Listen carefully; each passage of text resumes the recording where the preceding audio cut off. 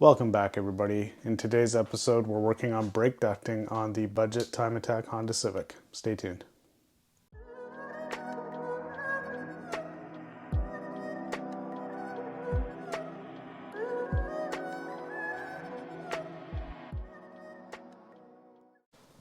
Okay, so brake ducting, brake cooling on a car that's used on track can be quite critical.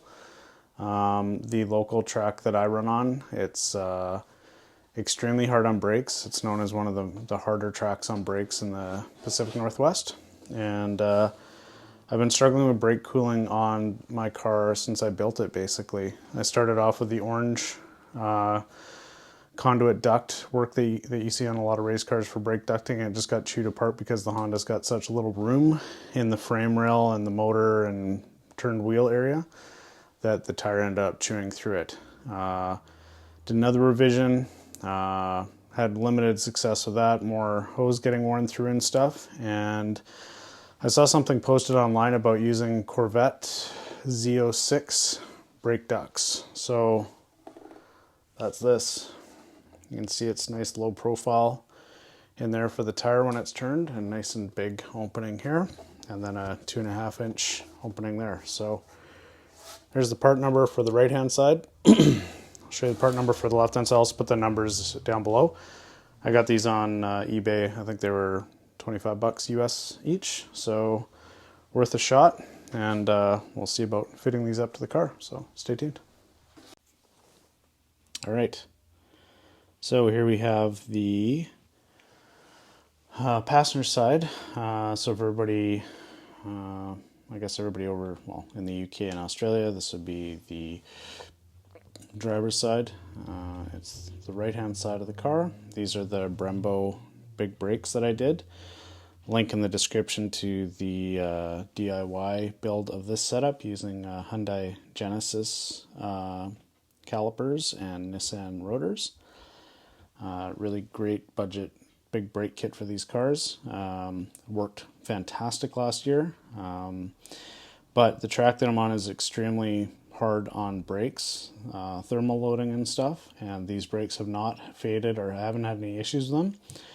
But anything I add will help and hopefully improve pad life and everything else. So I'm going to put this Corvette, try to get this Corvette brake duct in here.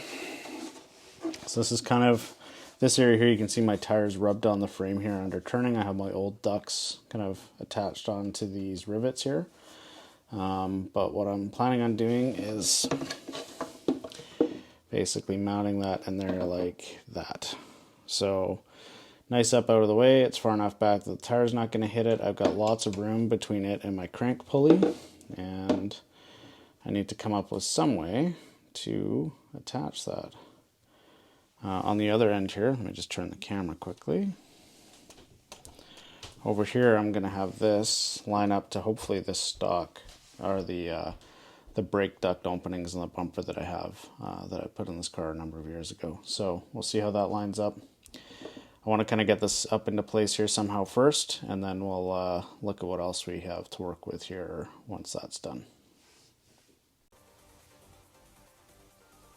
Okay, so what I've come up with here is I've actually taken the Corvette left-hand side, and it seems to fit better on the right-hand side of the Honda. So get all the dog hair and stuff off here. Slide it onto my duct, put it underneath, and you can kind of see how that lines up in there. So the 2.5 inch outlet here is pointing directly at where my caliper will be at ride height. What I did do is, you see this paint mark here, that's to give me a reference with this seam on there. I needed to dimple it because without this dimple here, it holds it down. Sorry, hold on. Holds it down like that.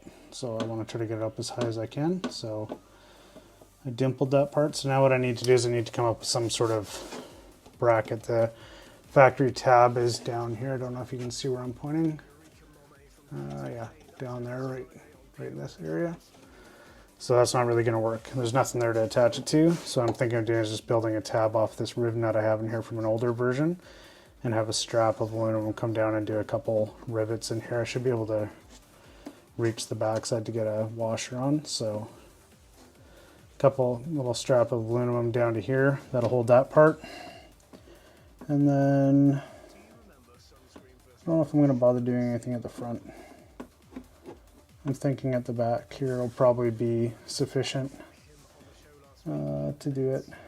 So yeah, that's where we're at so far. So I'm going to work away at it a bit more here, and we'll come back in a little bit. Okay, so did a little mock-up here.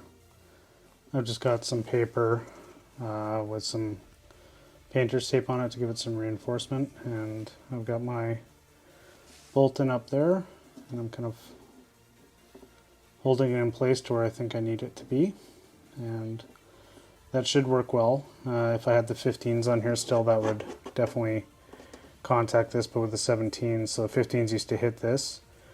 Now they hit here with the 17s. You can see the wheel mark comes down like this. So this will be clear. This is well back behind the frame rail there. So what we'll do is we'll probably do 2 rivets in here.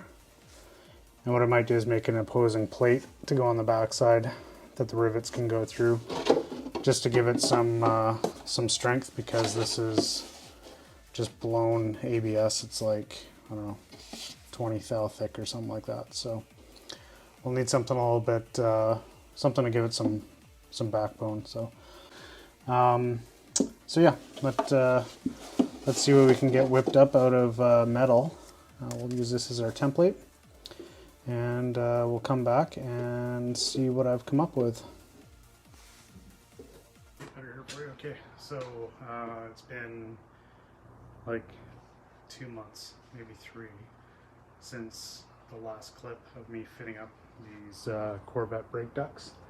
I'm actually in the middle of doing my K24 K20 swap right now, but I need to relocate my oil cooler lines, and to do that I want to run them along the lower part of the frame rail here, but I want to get these brake ducts into place as well as that, so I want to do it all in one go. So yeah, we're gonna get these fit up today. Let me see, where did I put the bracket I just made? Here it is. So I don't know if you can see this. This is the bracket that we're going to use. It's going to go right up onto here. This is an old torque mount bolt hole in the frame.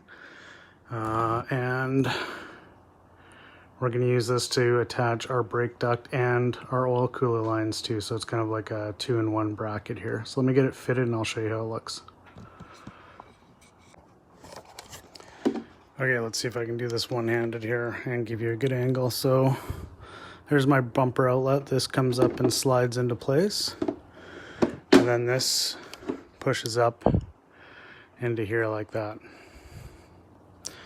I did have to slightly heat and indent on the frame rail lip here. And I'm gonna put a nutsert into the plastic on the opposite side of the mounting hole I have here. This isn't heavy at all. It's not going to have any load on it. So it should be enough to hold it in place. If not, I'll reevaluate it then and come up with something else. But this will work for now. The oil cooler is there's going to be a hole here, and the oil cooler lines are going to run on the back side, and they'll be bolted onto here to secure them away from the crank and keep them from hitting the ground. It's still like 3.5 inches higher than the oil pan, so I should have no problem with clearance there with the oil cooler lines. Okay, and we're back. The bracket's in place. The brake cooling duct is bolted on. You can see I've got a 6mm, or well, 10mm head 6mm bolt here. I did put a riv nut into the plastic, the ABS of the duct, but like I said, it's very light. And I don't envision it really going anywhere. It's locked in up at the front against the brake duct. And keep in mind I haven't tightened this yet, but yeah. So now I've got this in there. The wheel goes right here, so it misses on the thin part. That's the great thing about these ducts, is they're very thin here. So you're not gonna hit your tire against them and shred them. That's the biggest issue I've had with this car and getting brake ducts on it. I started off with the orange brake duct material and it got shredded by the tire. Then I went with an aluminum pipe that worked, but it wasn't very well shaped. So we're gonna try this to get some cool air on these brakes. So that's what we've come up with. Don't mind this, that was an old rendition of a mount. But yeah, that's it. Now we're gonna work on getting the oil cooler lines mounted onto this part here and fed up to there. Anyways, so that concludes this episode of installing Corvette, I believe they're C5 Corvette brake ducts on the front of a Golden Era Honda. So this would be the same on an EG, EK, and DC2, same setup. So here's the part number that you need. This is actually for the left-hand side, and what you do is you swap them side to side so that they are situated well. And let me get the part number for the other one here.